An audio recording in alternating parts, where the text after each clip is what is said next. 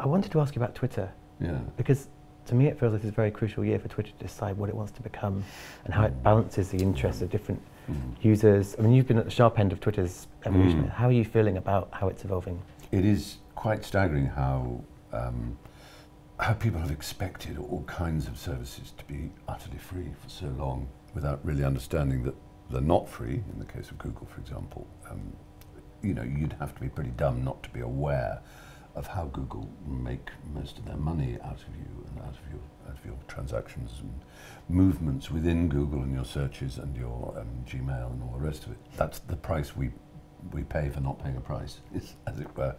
But when it comes to something like Twitter, I mean, just think for a moment how much server power is being used for the millions and millions of tweets being sent all the time. That's costing millions. Hundreds of millions, and at some point it's going to be paid for.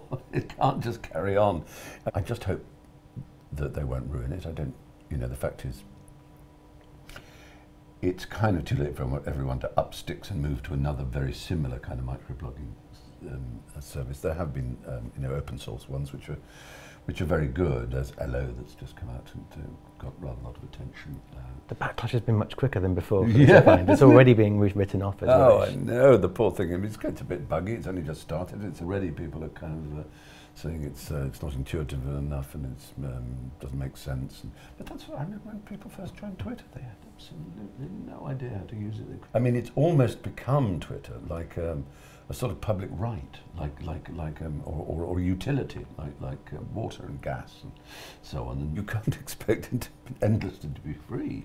So at some point, it's going to have to, you know, make its money. It's been a heck of a ride, to tell you, since I started on Twitter. The last question I had was about Twitter and Facebook and Amazon as cultural gatekeepers, and whether we don't think enough about the fact that maybe our news is coming to us through Facebook's algorithm. It feels like there's a lot more potential to talk about these companies as our culture filters.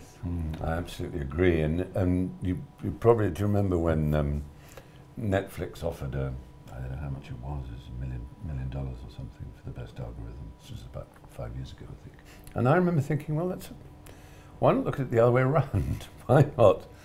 Why not say to someone who's just bought a Dan Brown novel, well, you've read that, why not now try some literature?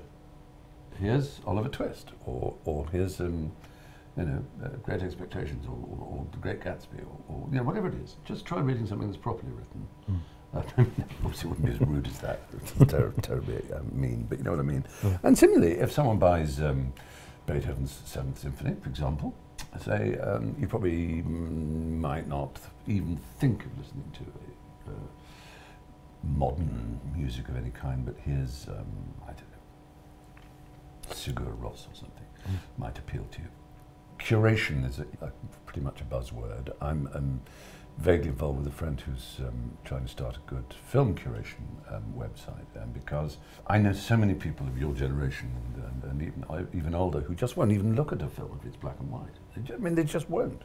And considering 85% of the best films ever made were certainly going to be in black and white, they are missing such extraordinary, brilliant thrills that it just makes me sad to think that there's generations of people there who will never see, you know, Bringing Up Baby, or even Casablanca, or the Marx Brothers comedy, or you know, The Bicycle Thieves, or you know, whatever it might be.